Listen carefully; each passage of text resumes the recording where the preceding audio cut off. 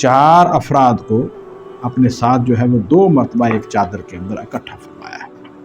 اس حدیث مبارکہ کو امام ترمذی نے 2 مختلف اسناد کے ساتھ بیان کیا ہے۔ ویسے تو یہ حدیث مبارکہ اور حدیث کی کتابوں کے اندر بھی، صحیح مسلم میں بھی آپ کو مل جائیں گی اور کتابوں میں مل جائیں گی، تو میں ترمذی شریف کے حوالے سے آپ کے سامنے یہ بیان کر دیتا ہوں۔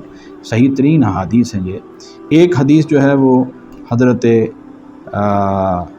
عمر بن ابو سلمہ رضی اللہ تعالیٰ عنہ، جو حضرت ام سلمہ رضی اللہ تعالیٰ عنہ کے گزشتہ شوہر سے بیٹے تھے، یعنی رسول اکرم صلی اللہ علیہ وسلم کی پرورش میں آ گئے تھے، وہ انہوں نے فرمائی یہ بات۔ وہ کہتے ہیں کہ جب نبی صلی اللہ علیہ وآلہ وسلم کے اوپر یہ آیت نازل ہوئی ہے، انما یرید اللہ لیذھب عنکم الرجس اہل البیت ویطہرکم تطہیرا، یعنی اللہ رب العزت تو چاہتے ہیں کہ وہ نبی اکرم صلی اللہ علیہ وآلہ وسلم کے اہل بیت ان میں سے ہر طرح کی برائیوں کی گندگی کو دور کر دیں، اور اللہ رب العزت جو ہے وہ ان کو پاک اور صاف اور پوری طرح جو ہے وہ مطہر اور پاک کر دیں۔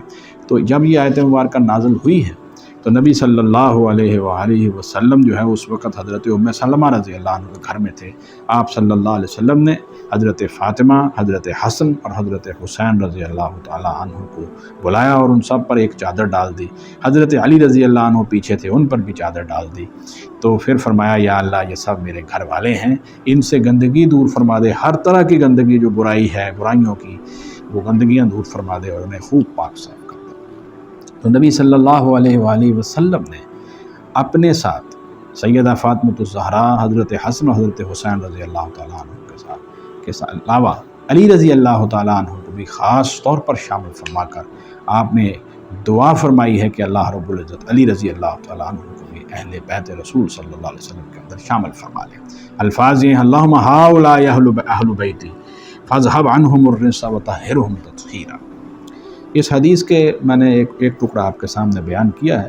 دوسرے حصے کے اندر تو یہ ہے کہ حضرت ام سلمہ رضی اللہ تعالیٰ عنہ نے بھی عرض کیا کہ یا رسول اللہ صلی اللہ علیہ وسلم کیا میں بھی ان کے ساتھ ہوں؟ تو آپ نے ارشاد فرمایا تم اپنے جگہ پر ہی رہو، یعنی تم تو پہلے ہی نیکی پر ہو۔